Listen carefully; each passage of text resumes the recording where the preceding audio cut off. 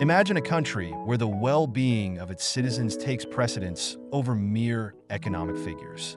Welcome to Bhutan, a small kingdom nestled in the Himalayas, where success is measured not by gross domestic product, but by gross national happiness. This unique approach is a fascinating blend of culture, philosophy, and governance that sets Bhutan apart from the rest of the world. Gross national happiness, or GNH, was introduced in the 1970s by the fourth king of Bhutan, King Jigme Sinji Wanchuk. He believed that true progress should encompass more than just economic growth. GNH is built on four pillars: sustainable development, cultural preservation, environmental conservation, and good governance. These pillars reflect a holistic view of progress, emphasizing the importance of happiness and well-being in society. In Bhutan, the government actively promotes policies that prioritize the happiness of its citizens. For instance, education and healthcare are free, and the country has made significant strides in preserving its rich cultural heritage. The Bhutanese people take immense pride in their traditions, from their vibrant festivals to their unique architecture, which all contribute to a strong sense of identity and community.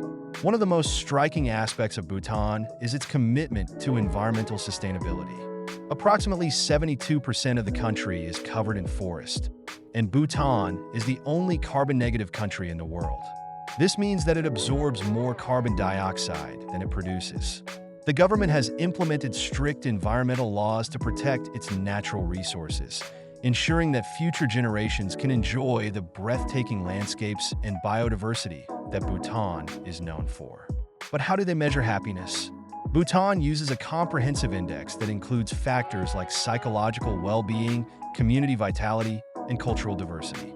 Surveys are conducted regularly to gauge the happiness levels of the population, and the results directly influence government policies. This feedback loop ensures that the voices of the people are heard and that their needs are met. Bhutan's approach to happiness has garnered international attention. Many countries have started to explore similar concepts, recognizing that economic growth alone does not equate to a fulfilling life. The World Happiness Report, which ranks countries based on the happiness of their citizens, has sparked discussions about the importance of mental health, social connections, and work-life balance. However, Bhutan is not without its challenges. Rapid modernization and globalization pose threats to its traditional way of life. The government is working to strike a balance between embracing progress and preserving the values that define Bhutanese culture. This delicate dance is crucial to maintaining the happiness that GNH aims to promote. In a world often driven by competition and materialism, Bhutan stands as a beacon of hope. It reminds us that happiness can be a guiding principle for governance and that a nation's success should be measured by the well-being of its people. As we navigate our own lives, perhaps we can take a page from Bhutan's book and consider what truly brings us joy and fulfillment.